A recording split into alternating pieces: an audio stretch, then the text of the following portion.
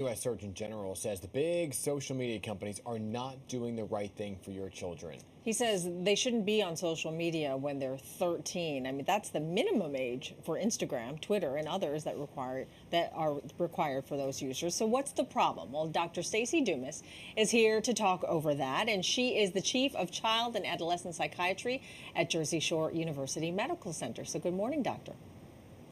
Good morning. Thank you so much for having me with you today. So let's begin, I guess, with the first and foremost question. What is the problem? If the age group is 13, right? What is the problem you see with 13 and 14-year-olds being on social media? I think I definitely agree with Dr. Murthy that the younger children, their brains just aren't as mature as, say, older children or adults. And there's so much that's happening on social media that's really talking about your value as an individual and self-worth and body image that they might not be able to process yet. And so many interactions that occur, and they might not have the maturity to process that or to understand when is too much, when it's not healthy for them. And so they might need a lot of help around that they might not know to ask for at that age. Yeah. So what do you think is the right age to have kids have their own social media account? I'm not sure there's any perfect answer for that because it's really individual toward the for each child. I'm a child psychiatrist, but I'm also a parent of 5 children, and each child is very individual, and it matures at a different point and also wants to do different things on social media and is utilizing it for different purposes. Yeah. I know some of the studies have shown that if you're using it and checking it habitually, then you might have actual brain changes that make you more sensitive to social reward and punishment in pre-adolescence. Yeah, so a lot can be happening if you're really becoming habitual and using it maybe for some of the wrong reasons early. I have an almost 8-year-old and a 10-year-old. The 10-year-old has been begging me to get her own TikTok account. She has an account that I actually watch, and she can only watch when I'm there. But how do you know then? What specifically? You said it's different for each child, but then how can you gauge, okay, my child is ready, as opposed to, maybe she can't handle it? I think when they're using it to be connected when maybe they're not with their friends and they're using it in ways of sharing something that they're creative about and excited about, and you're seeing it in its positive ways and its positive connection versus putting something out there and then waiting to be validated or feeling negative when they see comments come in that are not positive or constantly looking to see what other people are doing. When you're seeing all that negative emotion around it or that really the need for validation, I think that's when you really get concerned. Yeah, I mean, but what you're saying is true for adults. I mean, there are adults who are using it for the wrong reasons or getting depressed because they don't feel validated, right? So if the adult can't handle it, what's the likelihood their child can handle it if they're mirroring what their parents doing, right? So I guess, have you treated kiddos with some depression or anxiety issues because of social media, and what are the telltale signs? I think one of the things is it's so complicated.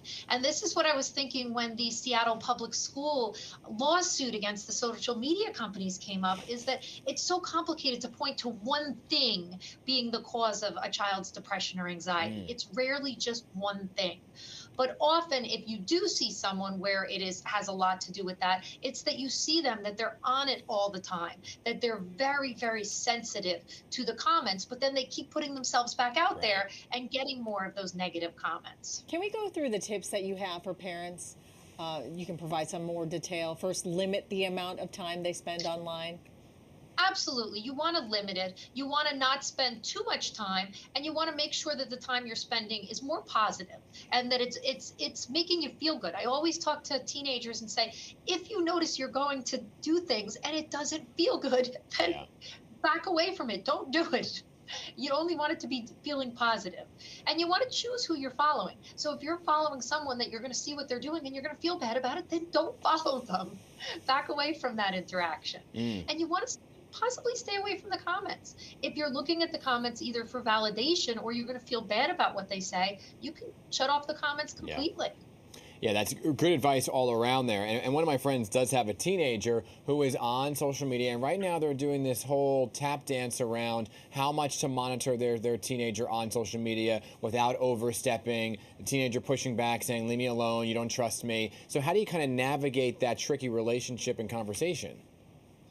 It's tough, and I think that's when they're younger, you really want to start teaching and having those conversations about when when it feels good, you continue with it. If it doesn't feel good and it's becoming real negative, and also teaching them what kind of comments are appropriate for them to say, because you don't want them saying negative comments to others. And as they get older, I think it's a lot more, you really don't want to violate their privacy too much. So it's a lot more of that education and conversation around it, as opposed to, going behind their back, or telling them that you're going to put that device in place so you can follow it, or that app in place so you can follow it, but making sure they're aware that you're doing it, as opposed to, or that you're just going to follow their account, making sure they're aware that you're doing it.